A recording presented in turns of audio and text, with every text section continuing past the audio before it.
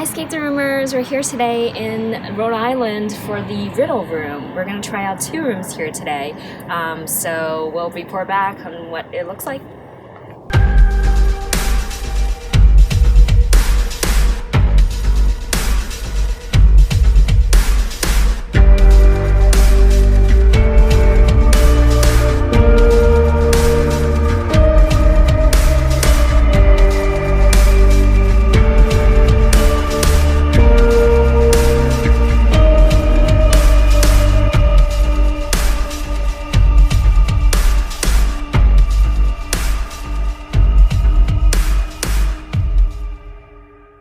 Hey Escape the Roomers, this is Brandon here with Byron from Riddle Room. We just did 2 rooms today, Murder Mystery 2 and La Cosa Nostra, and they were awesome.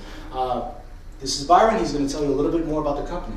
Hello everyone, this is the Riddle Room. We're truly excited to have Brandon and Cece here. We have 2 different rooms, La Cosa Nostra and the Murder Mystery, and we're opening a new location in the Warwick, Rhode Island area this year, so we're really excited about that. Our first game is going to be called Forest of Fortune. And I believe Murder Mystery is a sequel to the one we did today, right? There was a prequel? Yeah, there's a sequel, and once you do the Murder Mystery 2, you'll find out a little bit more information about the future of that game's story. Oh, very cool. So what inspired you to create Riddle Room and the rooms that are currently being held?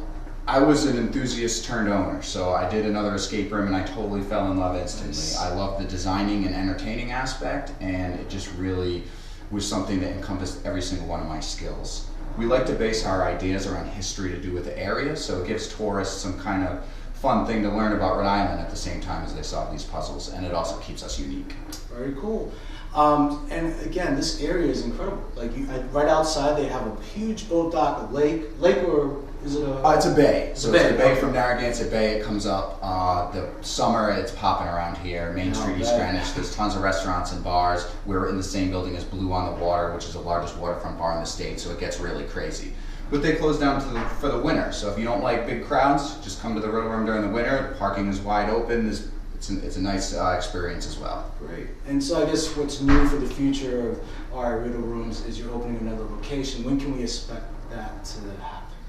I mean, the biggest thing is getting the proper fire approval, because we're really safe and we're really, it's a high priority safety. So getting through that, we should open hopefully in the month of April.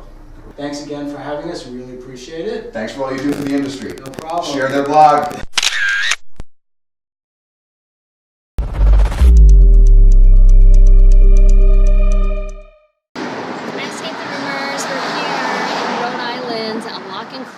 This is going to be very interesting because it's in this old factory complex.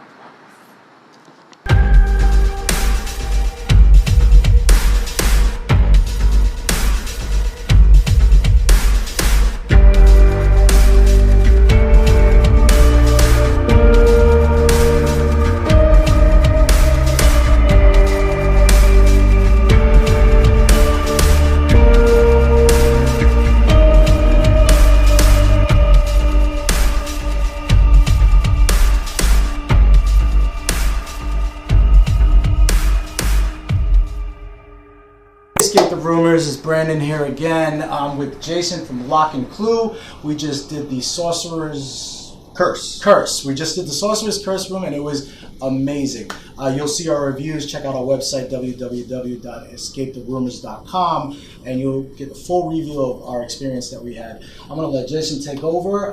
Jason, tell us a little bit about Lock and Clue. Well, I'm from Los Angeles, and we've had escape rooms out there for a while, and I'm originally from Rhode Island, but I've been out in Los Angeles for over 20 years. My background is in theater and film, and when I started going to escape rooms, not only did I really enjoy them, but I saw them as something that I would really enjoy creating as well. And so I had a family member who was interested in starting an escape room here and said, hey, would you be interested in designing rooms? So I was like, sure. So that's great. And when did you open Lock and Clue? We opened March 20th, 2016. So it'll be 3 years this upcoming March. Wow. And from my understanding in regards to escape rooms in Rhode Island, there aren't that many, but it seems like you might be the largest one? We're the largest in New England. We're almost 9,000 square feet, and we'll have 7 rooms when we're done. Wow. And all going to be in this location? Yep. they're all in this building. We have 2 floors here and a lot of space to build in. And currently you have 6 that are available right now. We have a 6th one that's being just about to finish in about a week and a half. Okay. That's a sequel to the one that was in there before, a horror room. It's going to be a new, scarier version of that. And then we also have a very high-tech, space-themed room that'll be opening as our 7th room. Oh, great. And I believe you do have one that's more for kids as well, so they can experience it as well. Yeah, I wanted to create a room that was just for kids, so the kids can actually go through on their own, and it's not dumbed down. It still has puzzles in there that they can create, and it's a themed environment. It's as if they're in the zoo, and the whole concept behind it is that the adults have been accidentally locked in the animal enclosure by the absent-minded zookeeper, and the kids have to save them. So the parents are in the inner room. They can watch the kids from in there, and as the kids work through it, save them. And what is the age group for that? That's ages 7 to 11, but we're a little bit flexible. We can go younger. We have a character who's in the room who interacts with the kids and can help them if they need. So that's the Game Master. Yeah. Okay, They great. stay in the room. In terms of the future for Lock and Clue, obviously opening another room, is there anything else that you can give us? Well, we're starting to, once the rooms are here, I do like to experiment with different ways that you can use sort of escape rooms, and I do have a festival that I'm going to be working with to try to do a sort of a half scavenger hunt, half escape room, almost like there's little mini mobile escape room pieces around that you have to find and then interact with to go to another location. This is outdoors. Yes. Oh, wow, that's really cool. Yeah. All right. So well, we're always looking on for new things to do. let us know. You can count us in to make that trip and cool. check it out. All right. Thank you so much, Jason. Thank we really you. appreciate the opportunity to check out your room and your location.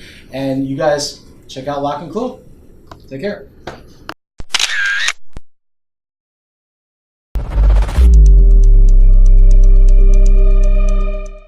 Hi, ESCAPETHEROOMers. This is our last stop for the day. We're here at Escape Rhode Island, and we're going to attempt one of their really difficult rooms. So we'll see how we do.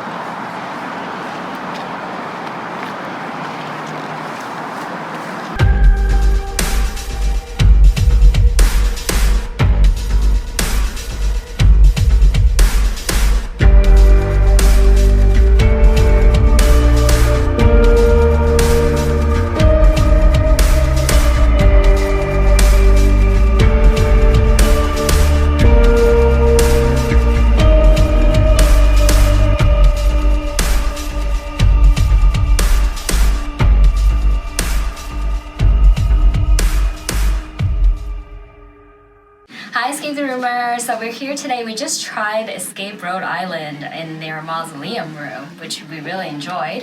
And I have Diz here, and he's going to tell us a little bit about the history of Escape Rhode Island, how it originally started, and what was the inspiration behind it. And in particular, also in the future-wise, what you're thinking of doing, any new rooms coming up, that sort of exciting stuff. Oh yeah, well we were one of the first escape games in Rhode Island. We opened in 2016 in October.